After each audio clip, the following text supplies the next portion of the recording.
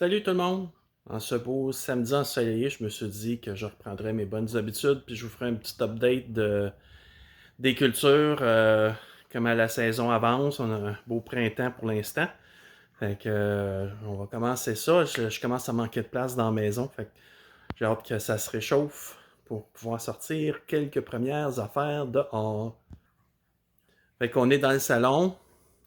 Là, j'ai mon goyavier il est pas pire, mais je suis sûr qu'il va être mieux dehors cet été.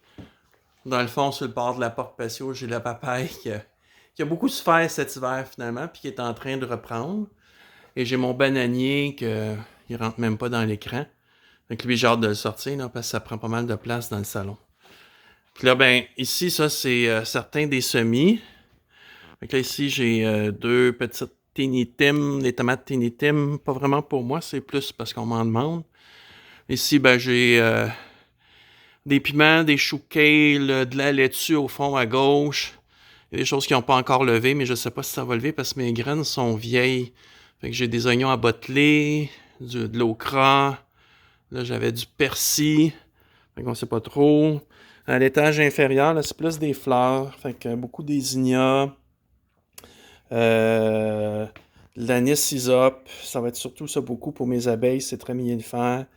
Ici, je crois que j'ai de l'angélique, de la menthe des montagnes, de la calendule.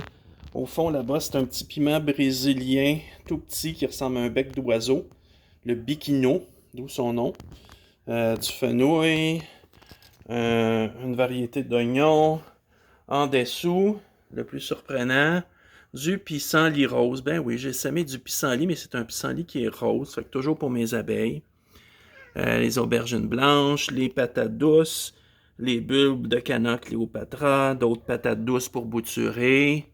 Donc on va aller... Ah oui, puis les plants de tomates cerises, celle-là c'est de la Golden Nugget. Fait qu'on va aller dans la véranda. Alors dans la véranda, ben là je commence à manquer de place, à manquer de surface surtout. Parce qu'il y a des plantes que j'ai rentrées à l'automne qui occupent des espaces significatifs. Fait que là, je suis sur le banc de l'entrée.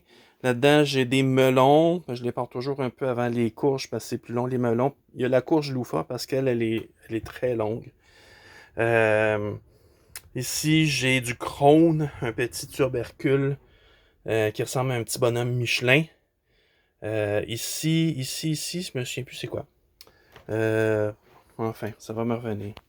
Là, ici, on rentre dans les pois, les piments, ici. Avec dans le milieu un grenadier que je me suis parti à partir de graines d'une pomme grenade que j'ai acheté. Ici, on a les titonias, c'est la première fois que je les réussis bien. Mais j'ai lu les instructions avant de les semer cette année. Dessous, je ne sais pas si vous voyez ici, les petites. Ça, c'est probablement les plus petites graines que j'ai jamais plantées. C'est du tabac. Ben oui, du tabac.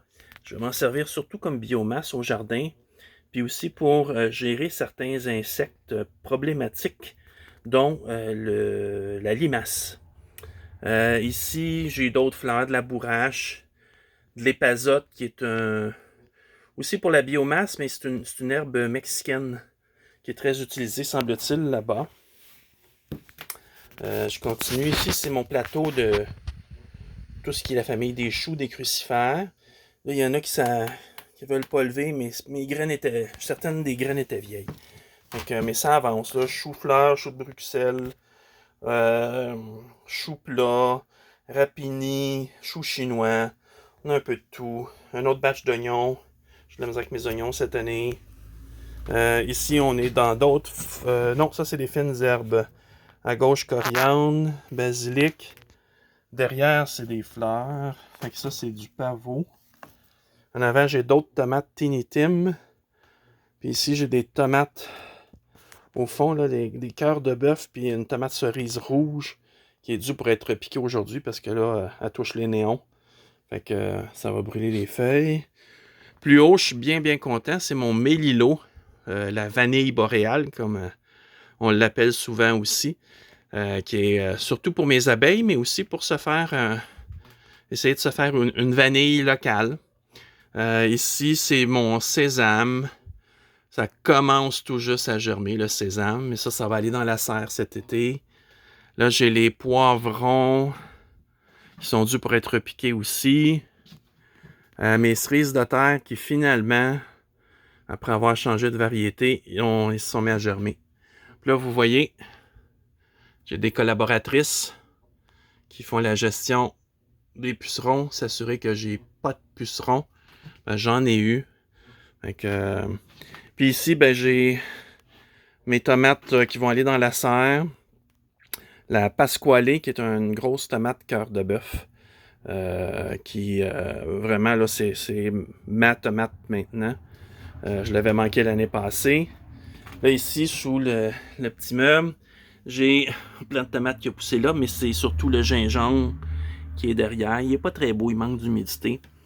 Là, ici, c'est un plateau je me souviens plus quoi, d'amarante et de fleurs d'immortelle.